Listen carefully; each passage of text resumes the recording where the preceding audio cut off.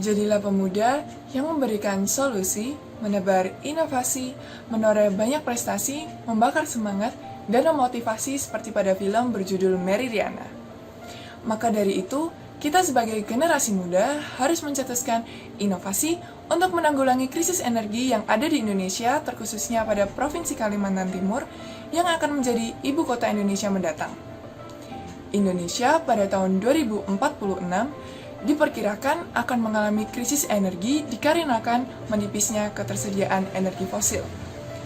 Banyaknya populasi penduduk juga mengakibatkan permasalahan lingkungan.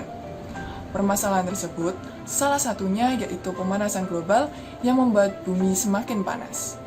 Di sisi lain, peningkatan suhu udara akibat perubahan iklim dan pemanasan global telah menjadi perhatian utama bagi pembuat kebijakan, salah satunya pemerintah Kalimantan Timur.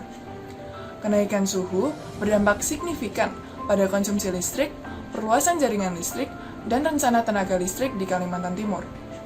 Konsumsi listrik mempercepat pertumbuhan ekonomi, mengurangi ketidaksetaraan, kemiskinan, polusi lingkungan, dan konsumsi bahan bakar padat.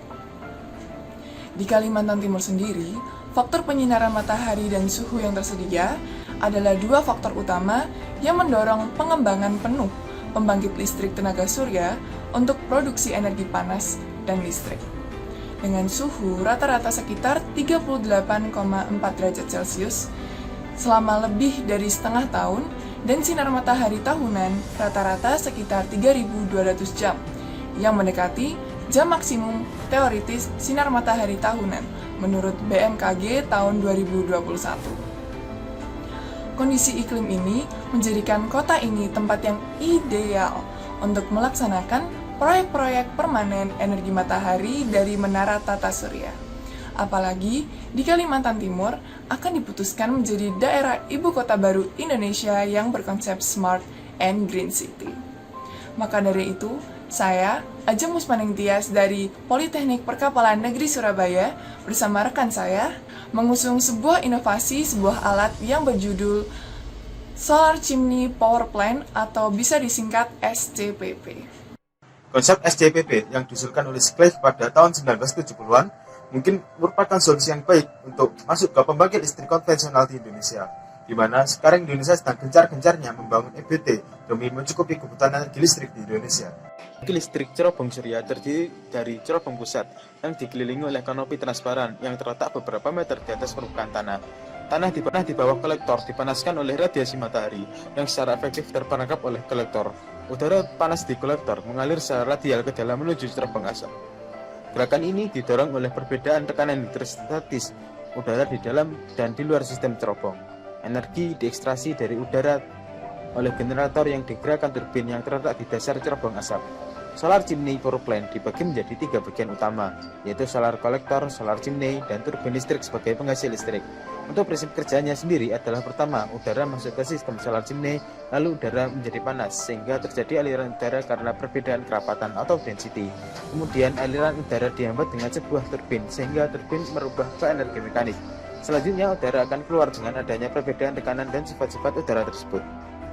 Pada penelitian ini, metode yang digunakan adalah metode simulasi yang diproses secara numerik dengan menggunakan software CFD atau Computational Fluid Dynamics komersial. Selanjutnya diamati dan diambil suatu kesimpulan, serta menggunakan teknik analisis data untuk menghasilkan data triple helix. Untuk variabel penelitian sendiri dibagi menjadi dua, yaitu variabel bebas yang meliputi suhu, kecepatan, temperatur, data yang ditampilkan berupa gambar dan grafik. Yang kedua adalah variabel terikat, yaitu fenomena kecepatan aliran fluida di dalam sebuah solar kolektor dan kondisi pihak terkait dalam pembangunan SCPP. Pada peralatan simulasi, kita memakai software ANSYS Workbench V15 dan Vista FD yang merupakan bawaan dari keluarga ANSYS. Guna perhitungan desain kondisi yang akurat, digunakan software yang terakhir yaitu CAD. Berdasarkan dimensi pembangkit dan model matematis, menunjukkan keluaran daya yang dihitung sebagai fungsi dari laju aliran massa dan radiasi matahari. Seperti terlihat pada gambar, peningkatan radiasi matahari meningkatkan kemampuan laju massa, sehingga meningkatkan daya keluaran. Pada tabel 2, perbandingan antara hasil CFX dengan model matematis dilakukan untuk memastikan keakuratan model CFD.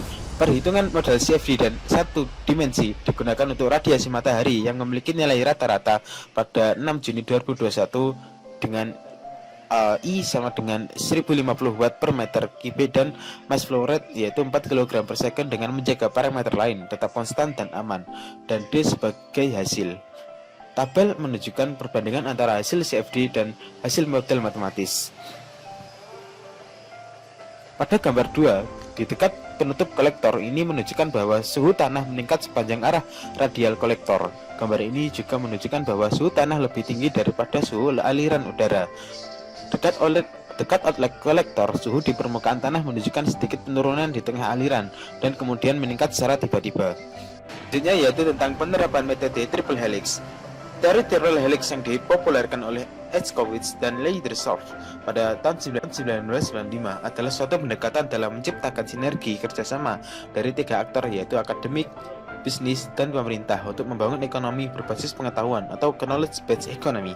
Dari sinergi yang terbangun diharapkan dapat muncul sirkulasi pengetahuan antar aktor yang terbentuk untuk melahirkan berbagai inovasi pengetahuan yang memiliki potensi untuk dikapitalisasi atau ditransformasi menjadi produk maupun jasa yang memiliki nilai ekonomis. Dalam perkembangan empirisnya, di berbagai belahan dunia muncul berbagai aktor di luar unsur EBG yang disebutkan tadi yang ikut memberi pengaruh signifikan bagi dinamika interaksi ketiganya. Berdasarkan slide sebelumnya, dapat disimpulkan bahwa yang pertama, hasil yang didapat yaitu sesuai dengan kebutuhan dan sangat berprospek, baik untuk diaplikasikan dilihat dari analisis aliran termofluida kompleks di solar chimney power plant. Yang kedua, hasil simulasi eksperimental dan numerik menunjukkan bahwa kecepatan aliran bebas dan resolusi spasi berpengaruh besar pada situasi aliran di dalam solar chimney power plant. Dan yang ketiga, hasil penelitian menunjukkan bahwa hierarki untuk prioritas keberlanjutan UKM merupakan hierarki triple helix yang tersusun atas 4 level hierarki, yaitu goal, stakeholder, academic business, industries, government, kriteria, dan alternatif jangka pendek, menengah, dan panjang. Tak terasa kita sudah sampai di akhir pembahasan. Jalan-jalan mengelilingi bumi, jangan lupa membeli alpukat. Sekian presentasi dari kami, semoga bermanfaat. Salam inovator, wahai mahasiswa, mari kita ciptakan solusi dengan inovasi, bukan provokasi. PPNS, sukses, Vivat Pispa, Nostaret Parta. Terima kasih, wassalamualaikum warahmatullahi wabarakatuh.